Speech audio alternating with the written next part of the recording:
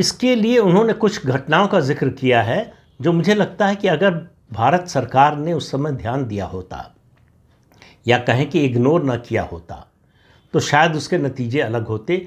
हम उसी समय चेत जाते कि भविष्य में क्या होने वाला है। मुजीबुर रहमान को पाकिस्तान की कैद से छुड़ाकर लाने के लिए भारत ने अपना विमान भेजा, लेकिन मुजीबुर रहमान ने क्या किया, वो ब्रिटिश एयरफोर्स के जहाज़ से आए और ब्रिटेन ने इसको डिप्लोमेटिक कू कहा। अब आप समझ सकते हैं कि कितनी बड़ी घटना थी। जिस तरह का ब्रिटेन का रिएक्शन आया उससे समझ सकते हैं कि भारत के मुंह पर एक तरह से मुजीबुर रहमान ने तमाचा मारा, भारत को अपमानित किया, लेकिन भारत ने कोई रिएक्शन नहीं दिया।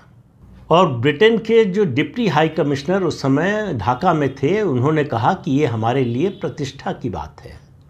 तो अगर ब्रिटेन के लिए ये प्रतिष्ठा की बात थी तो आप समझ लीजिए कि भारत के लिए क्या थी। भारत के लिए शर्मिंदगी का समय था, भारत के लिए शर्मिंदगी का विषय था। भारत ने जहर का घूंट पी लिया। क्यों पी लिया आज तक कोई नहीं जानता। आखिर बांग्लादेश से हमको क्या मिलने वाला था या बांग्लादेश से हमारा क्या हित जुड़ा हुआ था।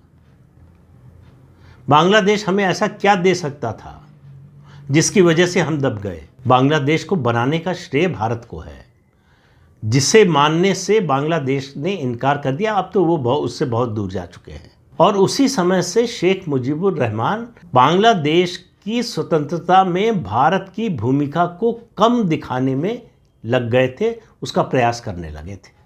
उन्हें लग रहा था कि भविष्य के उनके जो साथी होंगे वो पश्चिम के देश और इस्लामिक देश होंगे। अब ये कोई छुपी हुई बात नहीं थी, साफ साफ दिखाई दे रहा था। केवल भारत के हुक्मरानों को नहीं दिखाई दे रहा था, भारत की विदेश नीति बनाने वालों को नहीं दिखाई दे रहा था, भारत की सरकार चलाने वालों को ये नज़र नहीं आ रहा था। ये टिप्पणी मैं कर रहा हूँ, उत्पल कुमार जी ने नहीं कही है। एक और घटना का उदाहरण दिया है उन्होंने कि स्ट्रेटेजिक तौर पर एक महत्वपूर्ण रेलवे ब्रिज का निर्माण किया भारत के इंजीनियर्स ने, दिन रात मेहनत करके बहुत कम समय में। भारत सरकार ने उसमें काफ़ी बड़ा आर्थिक योगदान दिया, लेकिन जब वो बन गया, उसके उद्घाटन का समय आया, शेख मुजीबुर रहमान उसका उद्घाटन करने गए और उन्होंने ब्रिटेन की सरकार को आर्थिक मदद के लिए धन्यवाद दिया, भारत का नाम भी नहीं लिया। और उसके बाद जो किया वो तो और भारत के लिए और ज़्यादा अपमानजनक था।